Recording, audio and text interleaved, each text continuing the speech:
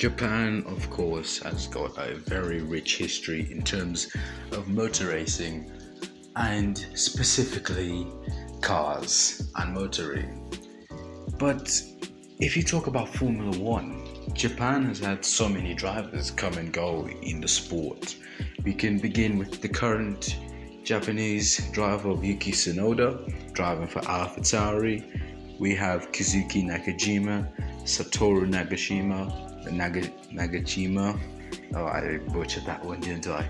But yes, we've got Kazuki Nakajima's father, Satoru Nakajima, and Takuma Sato, and many others. Yuji Ide, all those, even Juju Noda, I think. Not quite sure. But there's one specific Japanese driver that should come to mind when you hear Japanese F1 driver. I'm sure you might hear one of these that I think everyone knows him. I don't even think we can debate on that. Kamui Kobayashi, one of F1's most underrated talents, and I believe a lot of you can agree with me. Kobayashi was very underrated. I mean, he had a lot of talent in himself. Yes, he was aggressive from time to time, but it's all part of motorsports. Let's begin on his venture through motorsports, which started in 1996, but he was born in Amagasaki near Kobe in Japan. He started his motorsport career in 1996 while his father owns a sushi restaurant. In 2004, he signed for Toyota Driver Academy and soon began his open wheel racing career and competed in Formula Renault in the Asian, German, Italian and Dutch championships. He won the Italian and European championships. In 2006, he entered the Formula 3 Euro Series with ASM Formula 3 alongside Paul di Resta, Guido van der Garde and four-time champion of Formula 1, Sebastian Vettel. And then moving through and long into his career. 2 years later, he joined GP2 in 2009, and Kobayashi did quite well.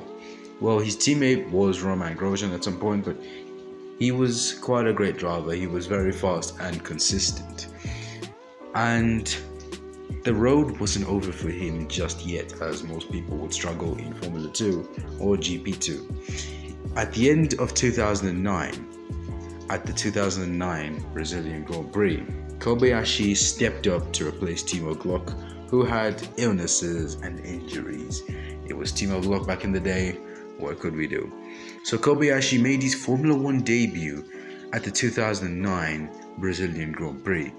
And after he started in 12th place, he finished 6th, even making some moves on the champion-elect Jenson Button.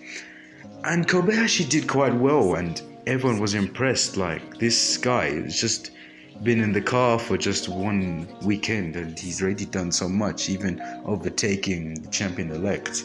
In 2010, however, things started to go a bit downhill, as he would have multiple problems. We can begin with the Australian Grand Prix in 2010, where he was involved in a 3-car crash, taking out Nico Hulkenberg and Sebastian Buemi. And then China, he was involved in another crash, which just adds to the pain, to be honest. In Monza, he suffered a gearbox failure and retired from the Singapore Grand Prix after hitting a barrier. For 2011, he remained with Sauber, but this time his teammate would be GP2 graduate Sergio Perez, aka the Minister of Defense. I know I said that in the most dramatic way, but what can we do? In 2012, flashback a year, he was with Sauber again, with Sergio Perez again, but this time Kobayashi redeemed himself. He started the season off with a 6th place at the Australian Grand Prix, but a retirement at the Malaysian Grand Prix with his car brakes, but while Sergio Perez stomped to his first ever podium.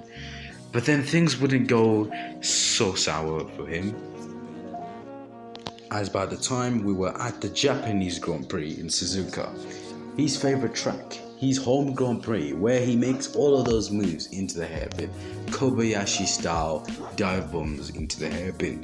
He took his maiden podium in Formula 1 going up the inside of Daniel Ricciardo at the hairpin and getting a podium, which was Sauber's double podium of the season. Sauber having 2 podiums that season and both drivers getting their maiden podiums.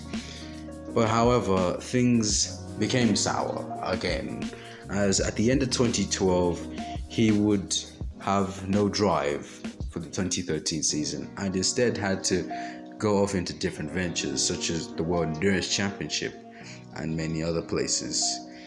But however, in 2014 this would probably be salt in the wound, as with new regulations the turbo hybrid era begins, where we have 1.6 litre V6 engines.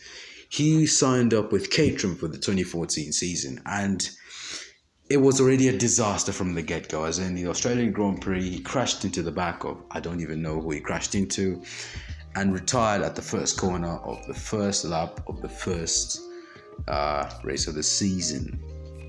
Unfortunate.